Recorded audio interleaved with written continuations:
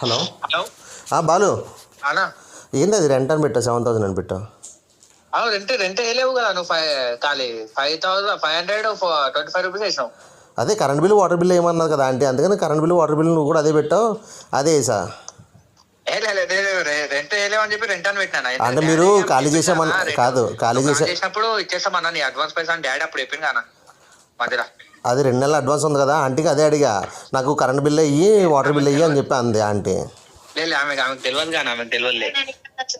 అందుకే నేను అడిగా ఆంటీ ఇప్పుడు మనకి అప్పుడు లేనా అప్పుడు డాడీ చెప్పింది కదా నువ్వు ఎప్పుడైతే డాడీ చెప్పిండు చెప్పిండు కదా. డాడీ చెప్పిండు కరెక్ట్ అయింది. నా ఆంటీ పైకి వచ్చి కరెంట్ బిల్ అడిగింది శుక్రవారం కదా, నాకు కరెంట్ బిల్ కూడా పెట్టలేదు మీరు, ఎంత వచ్చింది నేను ఎట్లా కట్టాలంటే పెట్టమనండి అంటే బాలు పెడతాడులే అంటే, నువ్వు నిన్న ఈవినింగ్ పెట్టాను నేను బయట ఉన్నా బిజీగా. కరెక్ట్ కానీ మనం డాడీ మాట కాదలేము కానీ అట్లా ఒకసారి రిమైండ్ చేసి అంటేనా. అట్లయితే ఏం లేదు కానీ ఆంటీ నేను అడిగా కరెంట్ బిల్లు రూమ్ రెంట్ కూడా 2 కలిపి కట్టాలంటే అంటే వద్దు నేను బాలు వచ్చా చెప్తాను నీకు పెట్టేస్తాను అదే కట్టు అంది. చాలా మరి మీరు కూడా నిన్న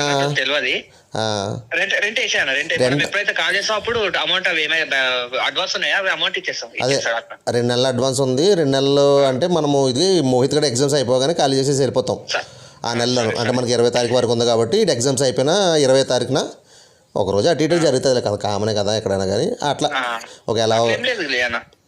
అది ఇంకొకటి ఇప్పుడు మళ్ళీ ఏంది 7,000 పెట్టాం మన 6,500 కదా, ఇంకా ఉండదు మన 2 నెలలు. 2 నెలలకు ఇప్పుడు 2 నెలల ముందు 500 పెంచుతాం, అదేంటి అది ఇంకా 2 నెలలు కదా మనం ఉండేది కూడా. నీకు 6,500 వేసేస్తున్నాను, మనది 2 మంత్స్ అడ్వాన్స్ ఉండేది నీ దగ్గర, నేను ఖాళీ చేసి వెళ్ళేటప్పుడు ఇచ్చేద్దరు కానీ. సరే తమ్ముడు అయితే ఓకే వేస్తున్నా చూడు ఇప్పుడే నీకే వేస్తున్నా.